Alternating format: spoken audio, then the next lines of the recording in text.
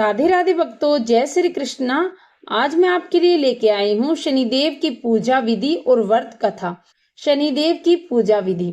सर्वप्रथम शरीर की शुद्धि हेतु अंजलि में जल लेकर कहें, हे अंजलि जल आप गंगा जल बन जाए और मेरे तन को पवित्र करें, और फिर उसे अपने ऊपर छिड़क लें। इसके बाद गणेश जी का सुमिरन करें और उन्हें प्रणाम करें। इसके बाद दाहिने हथेली में पान, सुपारी, अक्षत, तिल, गंगा जल, द्रव्य और फूल, बिल्व पत्र और चंदन लेकर इस प्रकार उच्चारण करें, हे शनिदेव मैं कलयुगवासी हूँ, पृथ्वी लोक में मेरा वास है, मेरा अमुक नगर है, अमुक मास है, अमुक पक्ष है, अमुक तिथि और अमुक नक्षत्र है। आप मेरे समस्त कष्टों को नष्ट करें, मैं आपका संकल्प करती हूँ। इसके पश्चात हथेली की वस्तु शनिदेव के सिंहासन पर समर्पित कर दे। इसके बाद गंगा जल या साधारण जल से शनिदेव की मूर्ति को स्नान कराएं। इसके पश्चात अक्षत यानी चावल, तिल, बिल्व पत्थर, पुष्प, चंदन और पुष्पांजलि श्रद्धा पूर्वक समर्पित करें। ऐसा कहकर हाथ जोड़कर क्षमा प्रार्थना करें, हे शनि आप सूर्य के पुत्र हैं और यमराज के भाई, आप ही मेरा आधार हैं। मैं कर्महीन हूँ, क्रियाहीन हूँ। आप मेरी भक्ति को स्वीकार करें तथा मेरी भूल को क्षमा करें। आपको बारंबार नमस्कार है। शनिदेव व्रत कथा। दोहा। आज्ञाधीश गुरुदेव ने दीना शीस झुकाए, कथा कहूँ शनिदेव की भाषा सरल बनाए। सर्वप्रथम श्री सरस्वती जी को सुमरन करके, गणपति जी को नमस्कार करके तथा अपने गुरुदेव के चरणों में माथा नवाकर मैं श्री शनिदेव की कथा प्रारंभ करती हूँ। यह शनिदेव जो मनोवांछित कार्यों को सफल बनाने वाले हैं तथा जिन्हें सकल नर नारी और 33 कोटि देवता योगीश्वर मुनीश्वर ध्याते हैं, वही देव मेरी त्रुटियों को क्षमा करें और मुझे अपनी शरण में ले। मेरे मन में आपके प्रति आगाध प्रेम है। यह बात सर्वविदित है कि आप जो लोग शनिदेव को ध्याते हैं उनके सकल मनोरथ सफल होते हैं तथा जो देव शनिदेव को भूल जाता है वह इस संसार में महान दुख पाता हुआ नरकगामी होता है और अगले जन्म में पशु की योनि में जाता है। जो कथा मैं तन मन धन से कहने जा रही हूँ उसे आप सच्चे मन से ग्रहण करें। एक बार संसार में चारों ओर पूजे जाने वाले नवग्रह एक स्थान पर एकत्रित हुए, परस्पर विविध प्रकार से वार्तालाप करने लगे। जब बात घूमती हुई स्थान पर आ पहुंची कि हम 9 ग्रहों में सबसे बड़ा और सर्वाधिक पूजनीय कौन देव है, तो प्रत्येक ग्रह देवता स्वयं को बड़ा कहने लगे। इस बात पर जब बहुत देर तक वाद विवाद होता रहा और कोई निर्णय नहीं हो सका, तो यह तय हुआ कि चलकर इंद्र से इसका निर्णय कराना चाहिए। अतः वह 9 के 9 ग्रह इंद्रदेव के समस्त उपस्थित हुए। उन सब की बातें सुनकर इंद्रदेव भी सोच में पड़ गए, किसे छोटा कहूं और किसे बड़ा, किसकी श्रद्धा का पात्र बने और किसके कोप का भाजन। अंत में सोच समझकर निर्णय न करते हुए वह बोले, मैं अल्प बुद्धि इस बात का निर्णय करने में असमर्थ हूँ। मुझे तो आप सभी बड़े नजर आते हैं और मैं सभी का आदर सम्मान समभाव से करता हूँ। इस पर नवग्रह संतुष्ट नहीं हुए और वे हट करने लगे कि इसका निर्णय आपको अवश्य करना चाहिए। तब देवराज बोले, आप लोग मृत्यु लोक में जाइए, वहां एक अत्यंत न्याय प्रिय राजा विक्रमादित्य राज्य करता है। आप उसके पास जाइए, वह अवश्य आपका कोई न कोई उचित निर्णय कर देगा। इंद्र से निराश होकर नवग्रह मृत्यु लोक में जाने को तत्पर हो गए। देवराज इंद्र ने जब उन्हें वहां जाते देखा तो प्रसन्न होकर चैन की सांस ली। इस धर्म संकट से निकलना उनके लिए सचमुच ही कितना दुष्कर था, पर अपनी चतुराई से अपने ऊपर आए संकट को राजा विक्रमादित्य पर टाल दिया। उज्जैन नगरी की उन दिनों सारे भारत में धाक थी। एक तो वह वहां राजा विक्रमादित्य के दरबार में बड़े बड़े ज्ञानवान लोगों का सम्मेलन होता रहता। दूसरा, उस न्याय प्रिय राजा के न्याय से उज्जैन नगरी का सारे भारत में डंका बजता था। स्वर्ग में जब नवग्रहों का निर्णय न हो पाया तो वह अपने अपने विमानों पर आरूढ़ हो मृत्यु लोक में आ पहुंचे।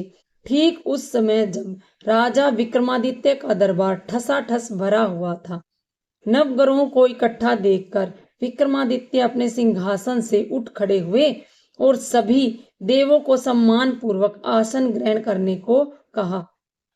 किंतु राजा के इस सम्मान को किसी भी ग्रह देवता ने स्वीकार नहीं किया।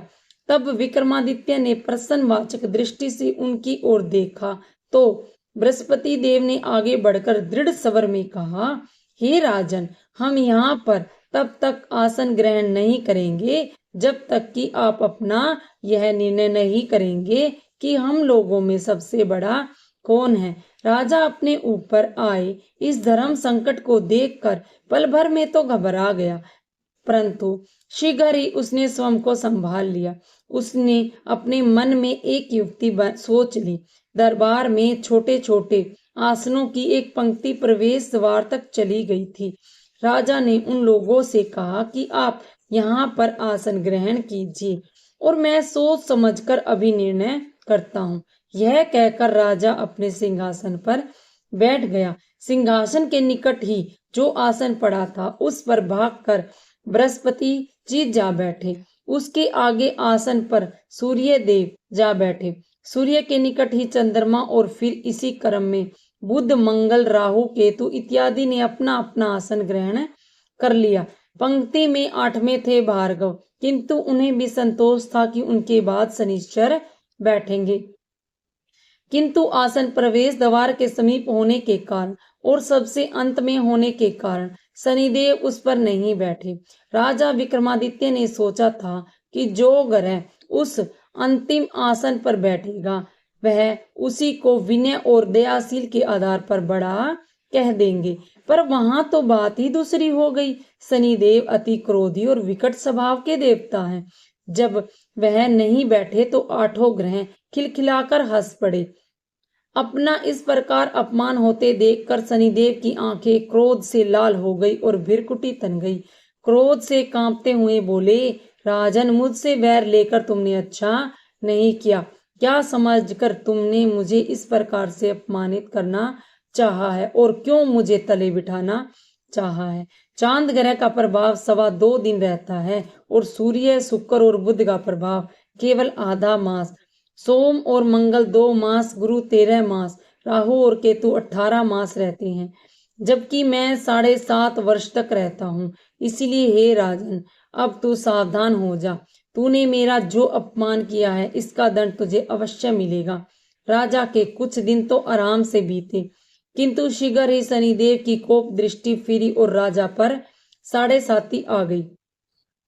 उन्हीं दिनों एक व्यापारी कुछ घोड़े बेचने के लिए उज्जैन नगरी में आया। सुंदर सुंदर घोड़े देखकर राजा का जी ललचा गया। राजा ने उन्हें खरीदने का आदेश दिया। घोड़ों में एक घोड़ा भंवर नाम का था। राजा उस पर चढ़कर देखने लगे। कुछ देर तक तो घोड़ा राजा के लिए वहीं घूमता रहा, लेकिन फिर सहसा भाग खड़ा हुआ। राजा को बड़ा अचंभा हुआ।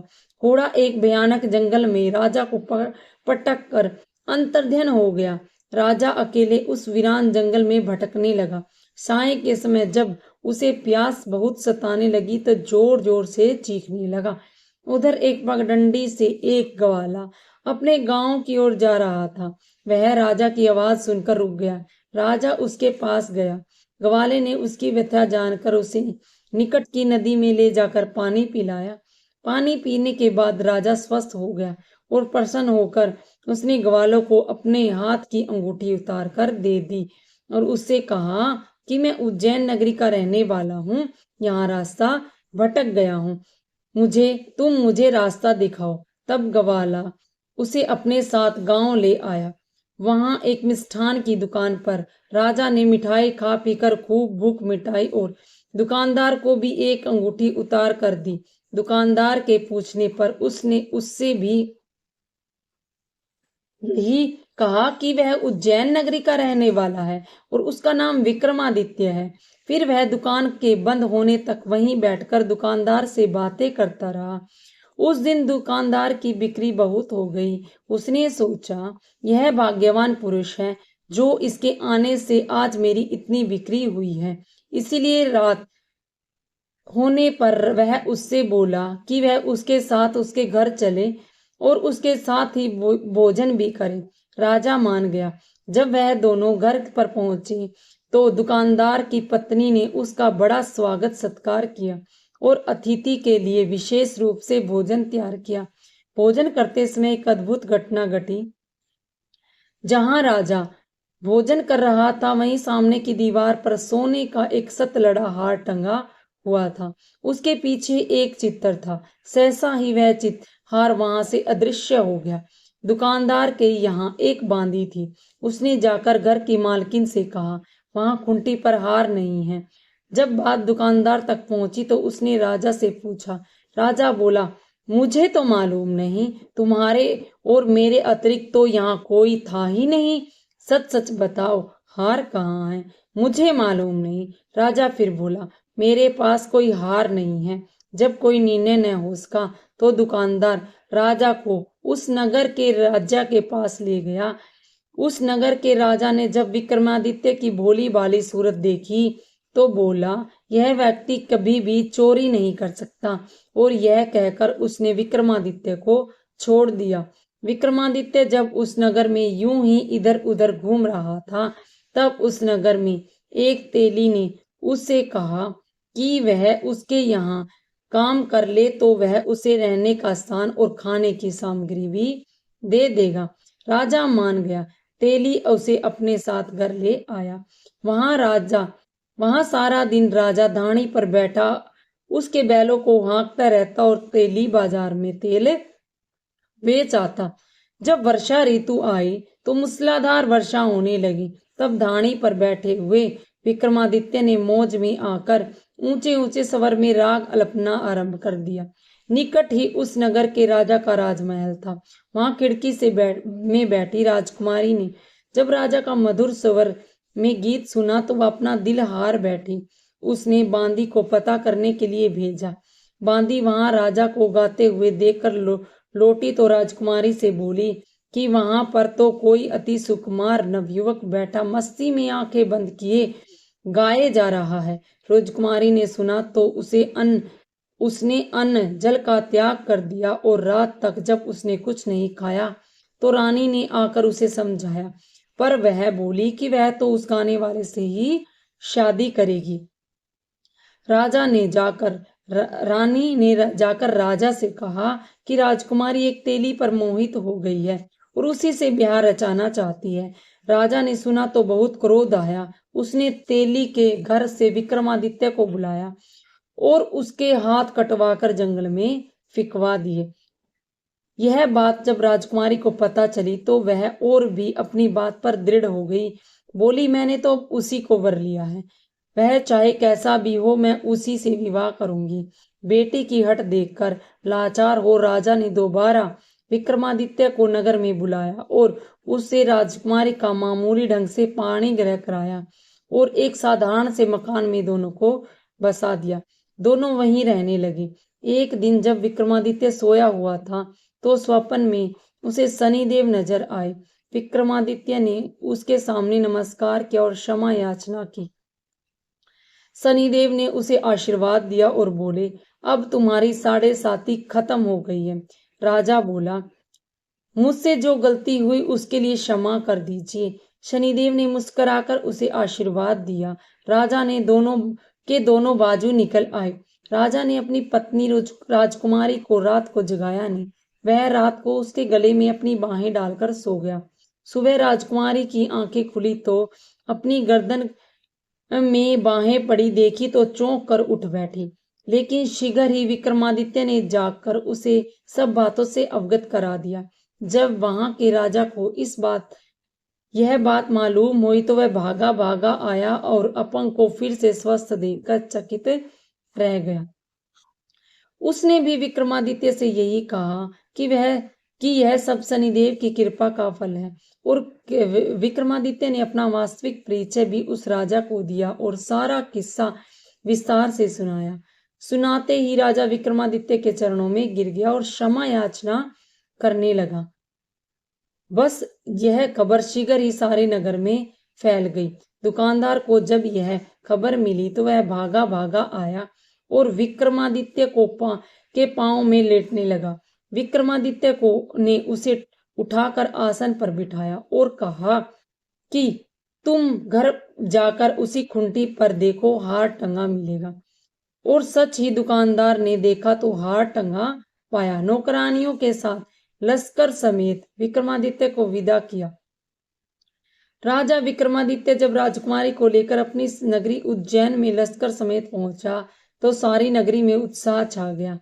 अपने राजमहल में प्रवेश करने से पूर्व विक्रमादित्य ने नवग्रह की पूजा की और शनिदेव को सर्वोच्च स्थान दिया।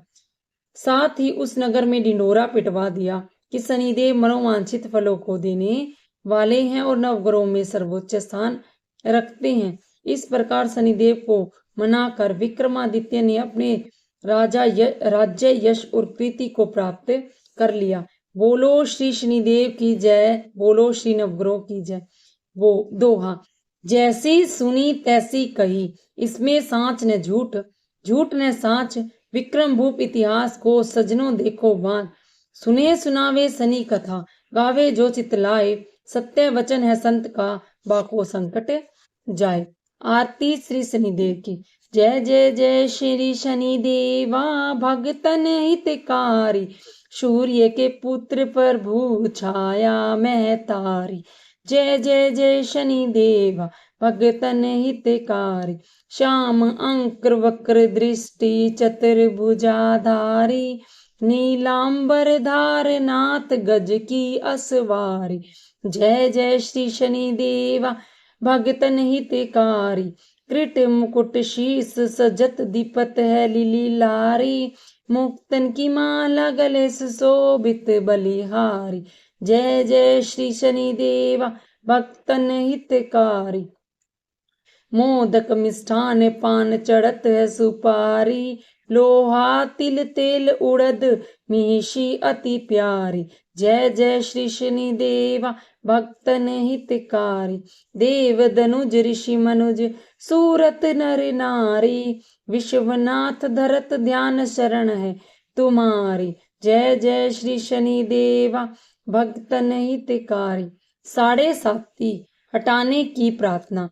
साढ़े साती शक्ति के मालिक विनती ये मंजूर करो, अशुभ दृष्टि अब है शनिदेवा मेरे तन से दूर करो। कंपित कर दी काया मेरी अशुभ साढ़े साती रानी ने, जीवन को अंधेर किया है तेरी शक्ति भवानी ने।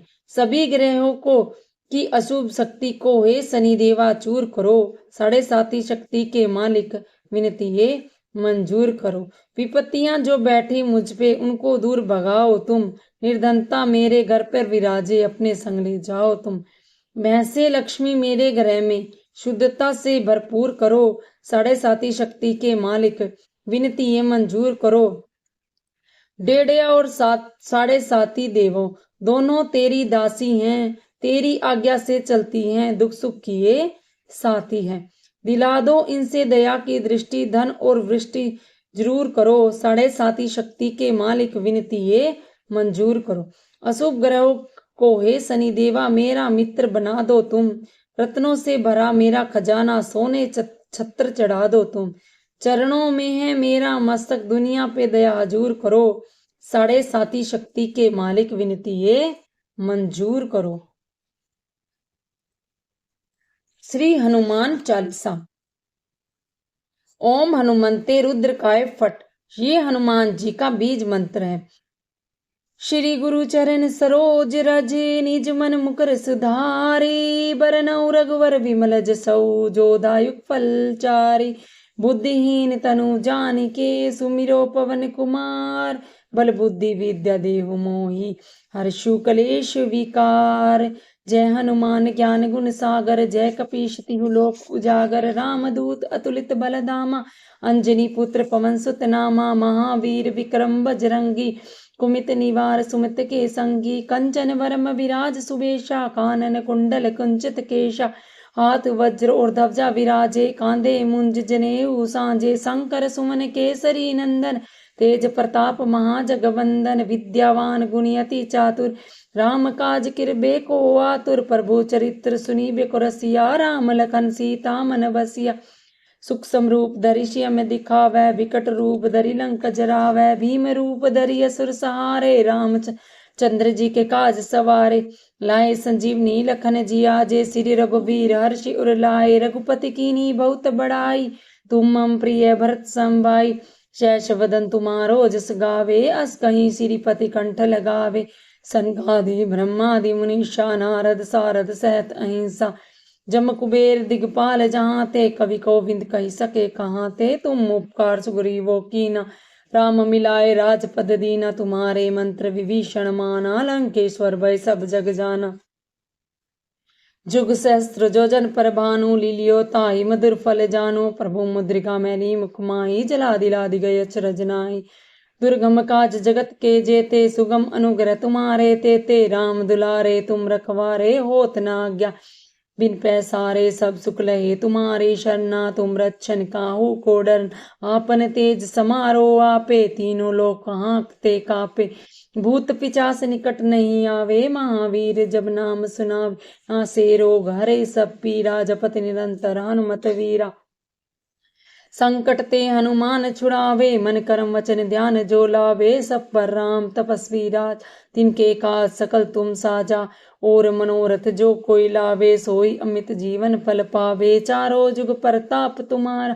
है प्रसिद्ध जगत उजियारा साधु संत के तुम रखवारे असुर निकंदन राम दुलारे अष्ट सिद्धि नौ निधि के दाता असबर दीन जानकी माता राम रसायन तुम्हारे पासा सदा रहो रघुपति के दासा तुम्हारे भजन राम को पावे जन्म जन्म के दुख बिसरावे अंत काल रघुवर पुर जाई जहाँ जन्म हरि भक्त कहाई और देवता चितन धराई हनुमत से सरब सुख कराई संकट कटे मिटे सब पीरा जो सुमरे हनुमत बलवीरा जय जय जय हनुमान गोसाई कृपा करो गुरुदेव किनाई जो सत बार पाठ कर कोई छूटी बंदी महासुख होई जो यह पढ़े हनुमान चालीसा होई सिद्धि राखी गौरीशा तुलसीदास सदा हरि चेरा कीजे नाथ हृदय मां डेरा दोहा पवन तन्य संकट हरण मंगल मूर्ति रूप राम लखन सीता सहित हृदय बसौ सुरभूप।